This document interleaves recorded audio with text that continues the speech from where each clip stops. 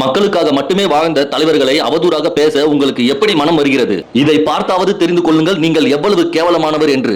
காமராஜர் கள்ளநோட்டுக்காரர்களுக்கு துணை போனார் தெரியுமா? முத்துராமலிங்க தேவர் ஒரு பெண் பித்தர் தெரியுமா? இமானுவேல் சேகரன் அவர்கள் ராணுவத்தில் இருந்ததை யாரும் நிரூபிக்க முடியுமா என்ற பிதற்றல்களை, உளறல்களை சமீப காலங்களில் நாம் காண முடிகின்றது. இது போன்ற கீழ்த்தரமான செய்திகளை பதிவிடும் தமிழின விரோதிகளை, எம் இனத்தின் புல்லுருவிகளை பார்த்து நான் கேட்கின்றேன். இந்த அவதூறுகளை பரப்புவதன் மூலமாக இந்த சமூகத்திற்கு நீங்கள் என்ன சொல்ல வருகின்றீர்கள்? எதற்காக இதை செய்கின்றீர்கள்? உங்கள் கேடுகட்ட சேனல்களை எல்லாம் பிரபலப்படுத்துவதற்காகவா? இந்த சமூகத்தின் பேசுபொருளாக நீங்கள் ஆக வேண்டும் என்பதற்காகவா? இந்த மா மனிதர்களின் கால் தூசிக்கு நீங்கள் எல்லாம் சமமாவீர்களா? ஐயா காமராஜரும் தேவர் ஐயா அவர்களும் திருமணமே செய்து கொள்ளாமல் இந்த மண்ணிற்காகவும் மக்களுக்காகவும் தங்கள் வாழ்க்கையை அர்ப்பணித்தார்கள். இந்த காலத்தில் தன்னை தியாகி என்று சொல்லிக் கொண்டு திருமணம் மட்டும் செய்து கொள்ளாமல் ஊருக்கு ஊர் ஒரு இணையரை, துணையரை, இணை துணையரை, துணை இணையரை வைத்துக் கொண்டிருக்கும் கேடுகட்டவர்களை போன்றவர்கள் வாழவில்லை. இவர்களை கேள்வி கேட்பதற்கு உங்களுக்கு தைரியமும் திராணியும் இருக்கின்றதா? முடிந்தால் கேளுங்கள்.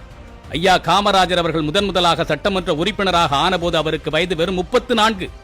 அந்த வயதில் திருமணம் செய்து கொள்ள முடியாதா என்ன? ஐயா தேவர் அவர்களுக்கு கணக்கில் அடங்காத சொத்துக்கள் உண்டு.